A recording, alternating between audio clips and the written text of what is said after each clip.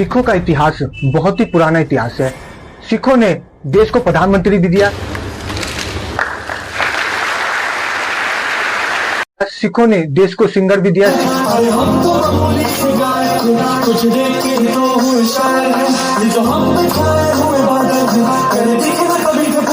सिखों ने ही देश को ऐसे ऐसे रूप भी दिए जिन्होंने आज भी इतिहास के पन्नों में अपना नाम स्वर्ण अक्षरों से लिख चुके हैं, क्योंकि सिखों ने अपनी एकता को दिखाने के लिए बहुत कुछ किया है।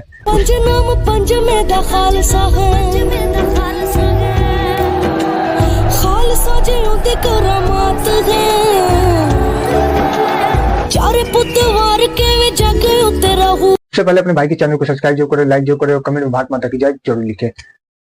सिख मतलब गुरु गोविंद सिंह जी, जिन्होंने इस देश को बहुत कुछ दिया, इस देश को अच्छाई दी, इस देश को जीने का नजरिया सिखाया, इस देश को ऐसे ऐसे योद्धा दिए जिन्होंने मुगलों की नींव से नींव हिला दी और अपने देश के लिए, अपने ईमान के लिए कभी भी नहीं डगमगाए। वो सिख, वो पंजाब जो आज पंजाब कहा जाता है, जिन्हें पंजाब के अंदर में आजकल बहुत ही ज्यादा नशा देखे जा रहा है। पुलिस रेड मार रही है, पुलिस एक्शन ले रही है और अब तक का जो इनपुट आया सामने उससे 300 तस्करों को गिरफ्तार किया। करोड़ों की हेरोइन, गांजा, इतना नशा देखा जा रहा है कि वहां पे हर घर के तीसरे घर में ड्रग्स लिया जा रहा है।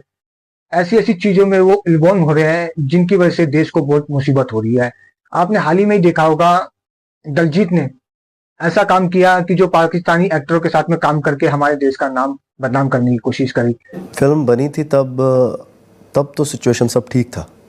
मतलब जब ये हमने शूट किया फरवरी में शूट किया। ऐसे ही काफी सारे पंजाब के जो जट हैं, जिन्होंने हम सिंह कहते हैं, वो ऐसे ऐसे काम कर रहे हैं जिसकी वजह से हमारे देश का नाम बदनाम हो रहा है। काफी सारे ऐसे लोग हैं जो फर्जी दस्तावेज बना के कनाडा में जाके शरण लेते हैं और कहते हैं हमारे भारत के अंदर में हमें खतरा है।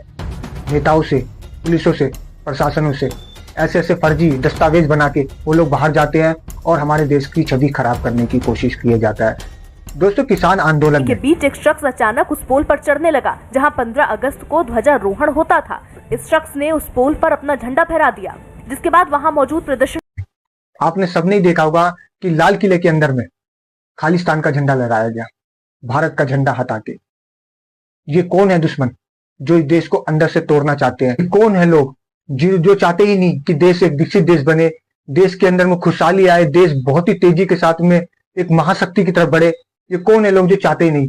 दोस्तों, इसमें सिख भी है, इसमें मुस्लिम भी है, इसमें हिंदू भी है और इसमें ईसाई भी है। ये वो लोग हैं जिनके बाप दादाओं ने इस देश को आजादी दिलाने में बहुत बड़ा योगदान था। ये वो लोग हैं और ये आज कुछ पैसों के लिए, कुछ ऐसी चीजों के लिए इस देश के साथ में गद्दारी कर रहे हैं। जिस देश ने हमें बहुत कुछ सिखाया, जिस देश ने हमें इंसानियत दिखाई। दोस्तों, वैसे तो कहा जाता है कि इस दुनिया के अंदर में 190 देश से भी ज्यादा देश हैं ऐसे हैं जिनके अंदर में लोकतंत्र भी है, जिनके अंदर में कहते हैं फ्रीडम और स्पीच भी है। लोग बहुत कुछ बोलते हैं इन देश के बारे में। ये दो लोग देश बहुत ज्यादा विकसित भी है।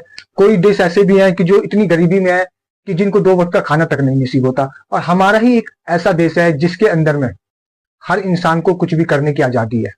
ये सच्चाई है, क्योंकि हमारे देश के अंदर में बारिश भी है, हमारे देश के अंदर ठंड भी है, हमारे देश के अंदर में गर्मी भी है, हमारे देश के अंदर में मौसम भी है। हर चीज इस भारत देश के अंदर में देखा जाता है, क्योंकि ये भारत बहुत ही प्राचीन भारत है जिसने दुनिया को इंसानियत सिखाई। वो देश के बारे में आज लोग ऐसी ऐसी बातें करते हैं जो दिल को छल्ली छल्ली कर देता है, क्योंकि इस देश के अंदर में ऐसे ऐसे सूरवीर हुए जिन्होंने दुनिया को सिखाया कि ये देश कितना महान देश है। आज उस देश को तोड़ने की कई लोग साजिश करते हैं इस देश के अंदर में बैठ के, फ्रीडम और स्पीच के नाम पे।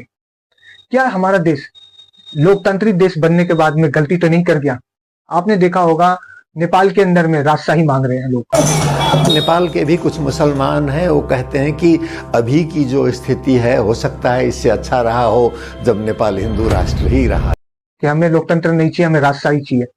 क्या भारत के अंदर में भी राजशाही आनी चाहिए? ये कमेंट में जरूर बताएं आप लोग, क्योंकि भारत के अंदर में लोकतंत्र आने के बाद में हमारा देश 1947 में आजाद हुआ, पर आज तक भी हमारा देश वो कमाल नहीं कर पाया जो चीन कर गया, जो वियतनाम कर गया, जो मलेशिया कर गया। ये छोटे छोटे से देश ये इतने विकसित हो गए और हमारा देश इतना महान देश आज भी वहीं की वहीं धरा हुआ है। इसके पीछे कौन था? कोई राजनीतिक पार्टियां या कोई बड़े बड़े नेता लोग?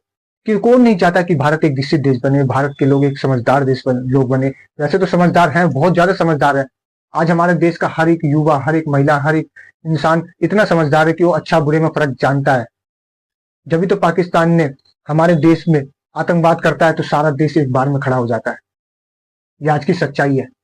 हमारे देश को अंदर से कितना खोखला करा गया, पर भी हमारा देश डटा रहा, क्योंकि ये एक महान देश है। दोस्तों, वीडियो अच्छी लगी तो लाइक और सब्सक्राइब